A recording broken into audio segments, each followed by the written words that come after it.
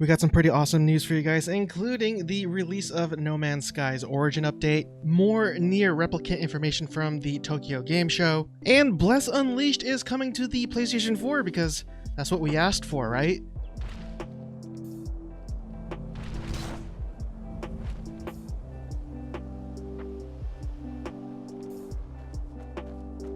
I really hope that I could earn your subscription in today's episode. As you can see here, I'm severely lacking in the subscriber count for the partnership with YouTube, so any help won't go unappreciated. But anyways, everyone, if you guys got your cut ready with your beverage of choice, of course, let's go over these news articles together. Cheers to you guys.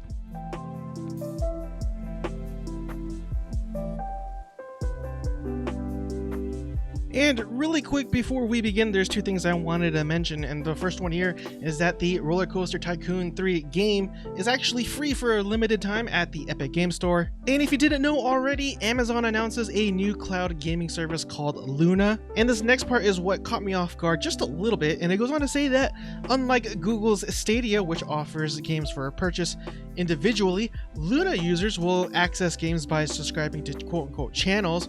For example, Luna Plus will feature a mix of games, while the other channels, for example, a Ubisoft channel, will offer their own games as well. I do personally believe that cloud gaming is the future. When that future is, I'm not exactly sure because we still have pretty crummy internet speeds here, at least where I live. But having to have multiple subscriptions on the same platform just to play a variety of type of games, I mean, to be honest, I'm not too thrilled about that idea. At least with other services, for example, with the Microsoft Game Pass, you get access to their entire library with one flat fee. And I get it, you can't really compare the two to a certain extent because Luna and Stadia are meant specifically for cloud gaming. It does go on to say that Luna Plus will be available for $6 per month during the early access phase. That doesn't seem too bad. So, you know, maybe you could have a subscription to various channels and still keep it really low if you don't subscribe to too many channels out there. But it's still of my opinion that having just one standard fee for the entire library is the way to go, in my opinion. Bye.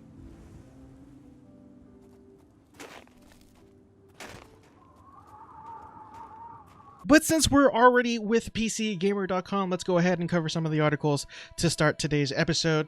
And the first one here says that No Man's Sky's update doubles the game's variety, adds new planets, volcanoes, and weather events as well. And what's really amazing is that they're solidifying their reputation as one of the most beloved companies because they're giving you all this without an additional cost. So I got the trailer playing above me as always, and you're going to see a lot of cool new things. And it does go on to say that if you are exploring the galaxy, you'll definitely come across new flora and fauna, plus new types of planets as well. There's also what appears to be a solar system with binary stars.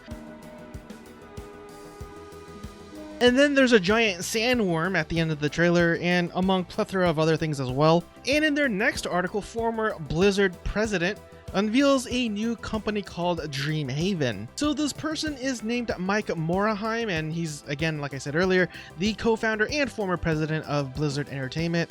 And he set up this company, but they said that they are going to reimagine the studio model and take chances most big publishers won't. And you know, I covered a lot of stories like these where you had a lot of big names setting up their own companies and whatnot, and even though this is anecdotal, it just feels like 80-90% of those companies just say that they're just going to make mobile titles. And of course, that is not something that I should really assume from them. Who knows? Maybe they'll continue to make awesome MMOs as Blizzard did before them. But again, with my own sort of preconceived notions and biases, I just feel like, oh yeah, we'll make games, but it's for the mobile market. But again, we'll see. I should probably give them the benefit of the doubt, but until then, I'll definitely keep you guys posted in terms of what kind of new games they will be cranking out. You are lonely. Lonely.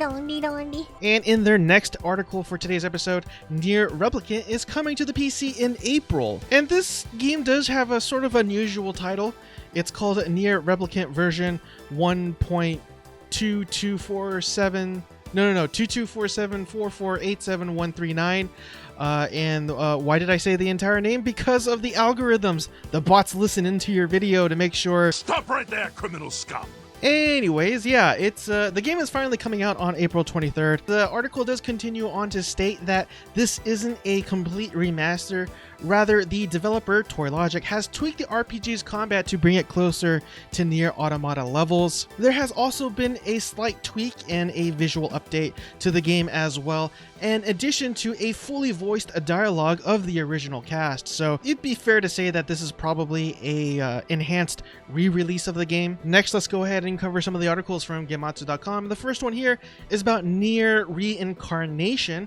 Pre-registration is available for this game, but only for the Japanese market. And do know that this game is solely for the mobile platform, unfortunately. But it does go on to say that while the App Store lists a release date of December 23rd, App Store release dates are not always representative of the final decision. That I didn't know, so apparently take that date with a grain of salt. Unfortunately, we have another delay for Baldur's Gate 3. I know a lot of you cannot wait to get your hands on a copy of this game, but fortunately, it's not that bad. They only delayed it for a week, and the new release date will be on October 6th, so just about 2 weeks from now. So again, not too bad. I found this article a little fun, but it does say that RPG Golf or RP Golf or RPG Ulf.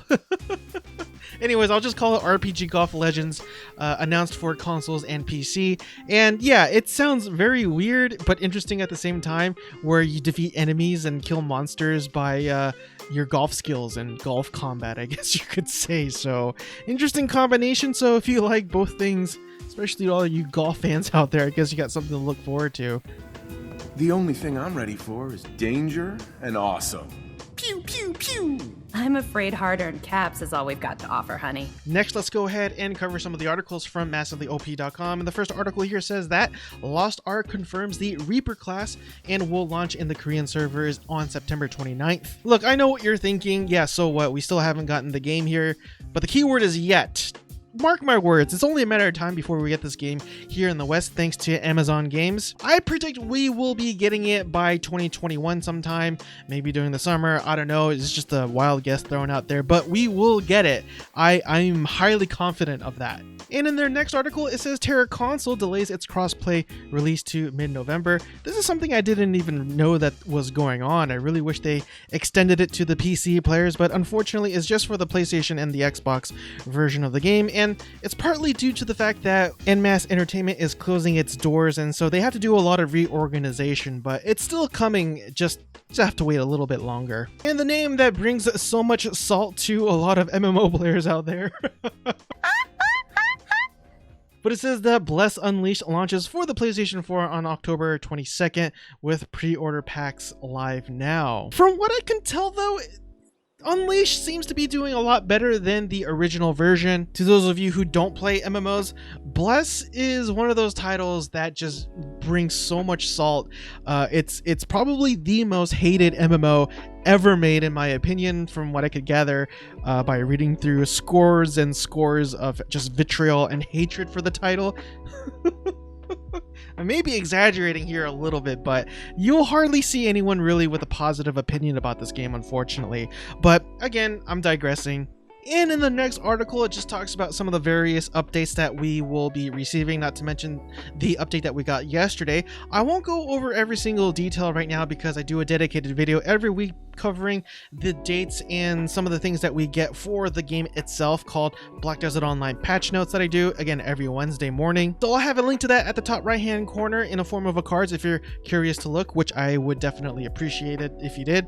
And in their next article, Elder Scrolls Online starts the collective countdown for Lost Treasures of Skyrim. And what's really interesting about this particular event is that it's a group effort. Whatever progress you make in terms of this event, everybody else who plays the game as well benefits as well, as it goes on to say that the Lost Treasures of Skyrim event in the Elder Scrolls Online is about finding antiquities buried hither and yon with help to unlock additional treasures for everyone, so long as the objectives are reached by October 5th. So if the entire community and population of the game reaches 100%, you'll get a new house complete with a special house guest as well. So I think that's a pretty cool way of bringing the community together, something that I wish a lot more MMOs would do, because yeah, it's good to have common goals, right? So, but then again, there are probably those that just don't care and like will have the mentality of, well, they'll do their work for me, so I'll just go ahead and do my own thing, which is pretty valid, but what could you do? Hey, bro, watch your jet. Watch your jet, bro. Watch your jet! And really quick, I just wanted to throw this out there. Hellgate London's Rogue server schedules its beta for Halloween.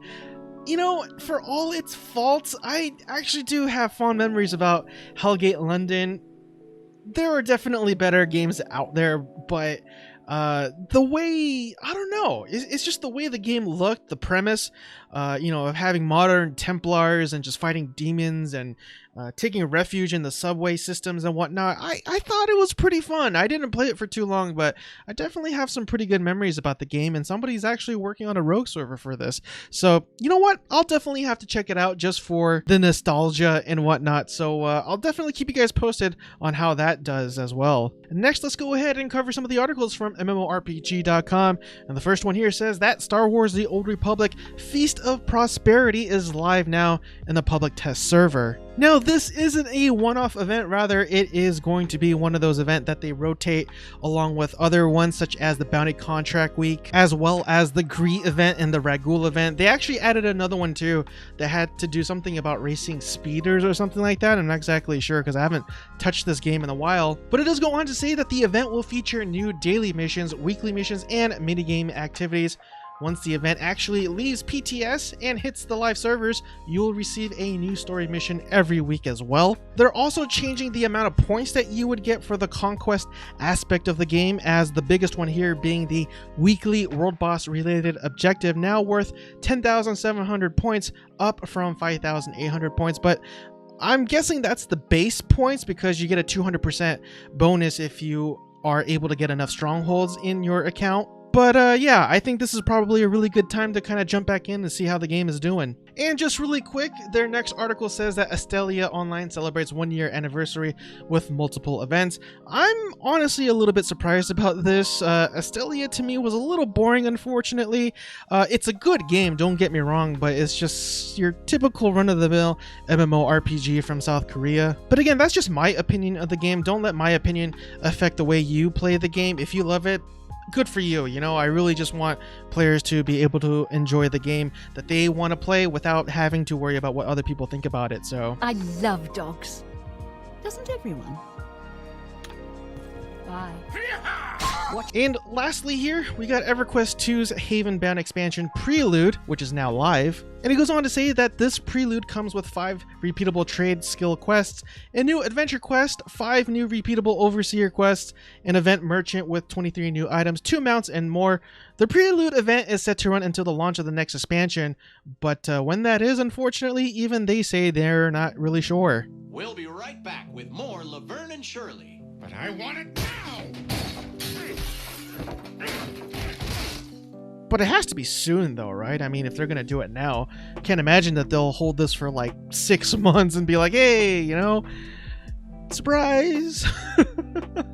And that concludes today's episode. I really hope that I've earned your subscription today, as it would help the channel out tremendously. If so, please consider hitting the subscribe button down below, as well as the bell notification icon right next to it. But anyways, everyone, I will finally let you guys go. I hope you guys have a blessed night, and I will see you guys next time. Cheers again, everyone.